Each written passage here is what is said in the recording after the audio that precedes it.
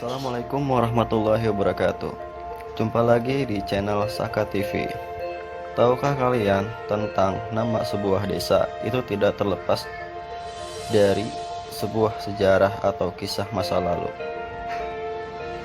Biasanya nama desa diambil dari kisah masa lalu atau kebiasaan masyarakat setempat. Sekarang saya akan menceritakan tentang sebuah desa yang bernama Desa Tenjomaya. Tepatnya di Kecamatan Ciledug, Kabupaten Cirebon, ujung timur Jawa Barat. Dikutip dari laman wikipedia.com, Alkisah menceritakan sejarah Desa Tenjomaya. Desa Tenjomaya berasal dari dua kata, yaitu katenjo dalam bahasa Sunda yang berarti terlihat dan maya yang berarti samar.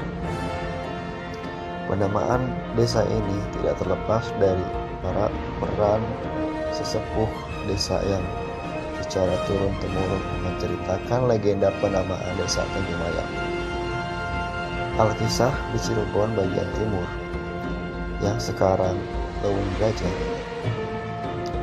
Nyi Rambut Kasih yang sekian lama berguru pada Sunan Kalijaga akhirnya luluh dan tertarik untuk memeluk agama Islam. Nyi Rambut Kasih adalah seorang ratu dari kerajaan Sindang Kasih di Majalengka. Di lain pihak, Nyi Dewi Angin-Angin yang telah sepakat menikah secara batin dengan Sunan Kalijaga merasa cemburu dan bermaksud untuk membuat perhitungan dengan Nyi Rambut Kasih. Dari Kasunanan Cirebon, Nyi Dewi Angin-Angin pergi menuju Cirebon Timur dengan menggunakan kereta kencana yaitu yang terbuat dari emas, diiringi satu pasukan perempuan cantik. Di kediaman Nyi Rambut Kasih tampak hadir bawahannya seperti Ki Gedang Centong Bolong, Ki Gedang Karapiak, Ki Gedang Pucung Pukur, dan Ki Gedang Singa Upas yang sedang membahas tentang ajaran baru yang mereka peluk, yaitu agama Islam yang diajarkan oleh Sunan Kalijaga. Mereka berkeinginan untuk terus memelihara dan menyebarluaskan Islam ke seluruh pelosok negeri.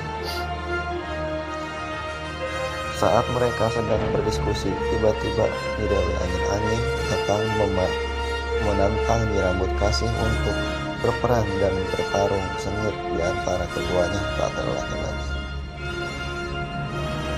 Pasukan Nyi Dewi Angin-Angin yang seluruhnya prajurit wanita dengan gigih mengobrak-ngabrik pertahanan prajurit Nyi Rambut Kasih.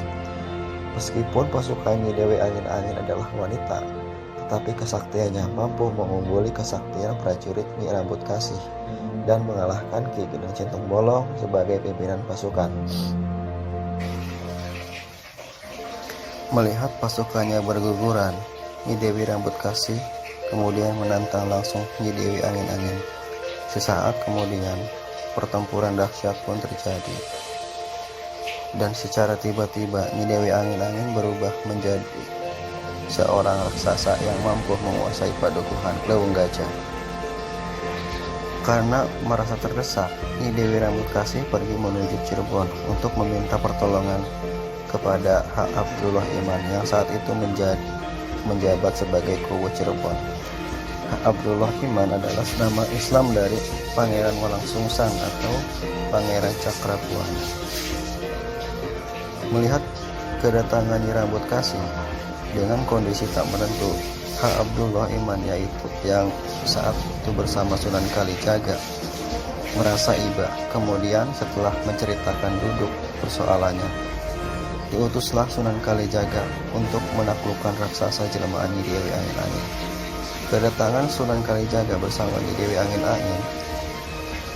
Kedatangan Sunan Kalijaga bersama Nyi Dewi Rambut Kasih ke Leuweung Gajah disambut geram oleh raksasa jelmaan Nyi Dewi Angin-Angin. Mengetahui yang dihadapinya adalah raksasa yang secara pandangan masih samar atau maya, tetapi di dalam batinnya terlihat katenjo bahwa raksasa itu adalah istrinya sendiri. Secepat kilat Sunan Kalijaga mengeluarkan keris pasukan dan berubah menjadi seekor kelabah. Keris itu masuk ke dalam raga sang raksasa dan tiba-tiba raksasa itu menjerit dan roboh. Kemudian wujudnya berubah menjadi Nyi Dewi Angin-Angin. Setelah merasa kalah, Nyi Dewi Angin-Angin kemudian meminta maaf kepada Sunan Kalijaga dan berjanji tidak akan melakukan kesalahan lagi. Kemudian dijelaskan oleh Sunan Kalijaga bahwa di antara dirinya dan Nyi Dewi Embekasi tidak ada hubungan apa-apa. Kedekatan mereka hanyalah untuk menyebarkan agama Islam. Selanjutnya, Nyi Dewi Angin-Angin diberi nama Nyi Dewi Sindimaya. Pernikahan antara Sunan Kalijaga dan Nyi Dewi Angin-Angin yang juga penguasa Laut Kidul bergelar Nyi Roro Kidul adalah pernikahan secara batin dan tidak melakukan hubungan secara lahir, maka keduanya berpisah. Nyi Dewi Angin-Angin kembali ke Laut Kidul sebagai penguasa samudra, sedangkan Sunan Kalijaga pulang kembali ke Kadilangu.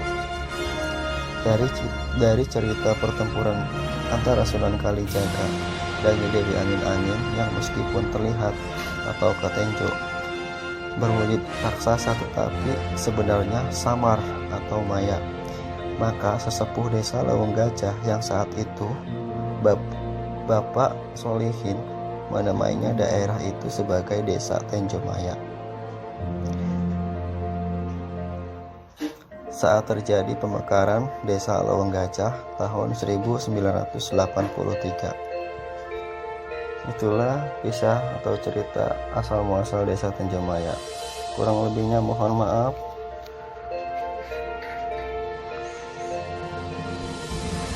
Jangan lupa subscribe, like, dan share ya teman-teman. Mudah-mudahan bisa bermanfaat bagi kita semua. Assalamualaikum warahmatullahi wabarakatuh.